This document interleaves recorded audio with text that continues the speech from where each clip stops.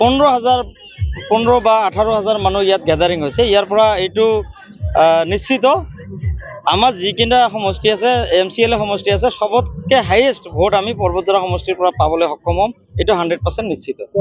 আমাৰ যিজন নিৰ্দলীয় প্ৰাৰ্থী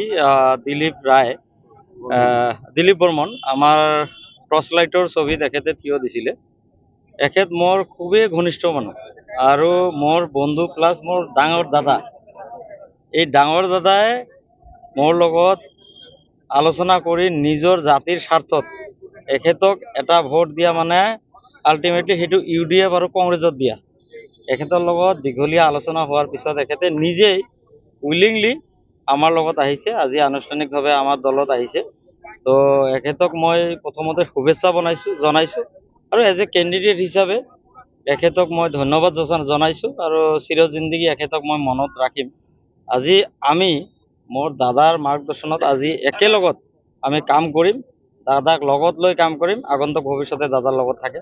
খুব ভাল লাগিছে দাদা আজি মোৰ ওচৰত আহিছে, একেলগত কাম কৰিম। আজি দেখা গৈছে যে প্ৰথমখন হাগ্ৰামা মহিলাৰ জনসভা ইয়াতে লোকালকৰণ হৈছে, ইয়াৰ পৰা কি ইংগিত গ্ৰহণ কৰিছে? চাওক, আজি হাগ্ৰামা মহিলাৰী ছাৰৰ প্ৰথমখন জনসভা নহয়, আজি অলৰেডি পৰ্বতজৰাৰ এটা জনসভা আমাৰ ফকীৰাগ্ৰামত হৈছে, আজি দ্বিতীয়খন। তো ইয়াত দেখা গৈছে লোকাৰণ্য হৈছে আৰু এই জনসভাটো অকল পৰ্বতজৰা MCLA সমষ্টিৰ ভিতৰতে সীমাবদ্ধ আছিল। তথাপি দেখা পাইছোঁ প্ৰায় 15,000 বা 18,000 মানুহ ইয়াত গেদাৰিং হৈছে। ইয়াৰ পৰা এইটো নিশ্চিত আমাৰ যিকেইটা সমষ্টি আছে MCLA সমষ্টি আছে সবতকে হাইয়েষ্ট ভোট আমি পৰ্বতজৰা সমষ্টিৰ পৰা পাবলৈ সক্ষম হ'ম, এইটো 100% নিশ্চিত। কংগ্ৰেছ আৰু AIUDFৰ যি প্ৰাৰ্থী আছে তোমাৰ BPFৰ মানে ভোট বেংকত সৃষ্টি কৰিব পাৰিব নেকি?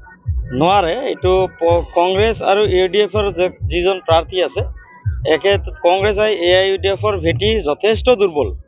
এখেতসকলে আমাৰ কাৰণে একো প্ৰত্যাহ্বান নহয়, একো ক্ষতি কৰিব নোৱাৰে। Thank U.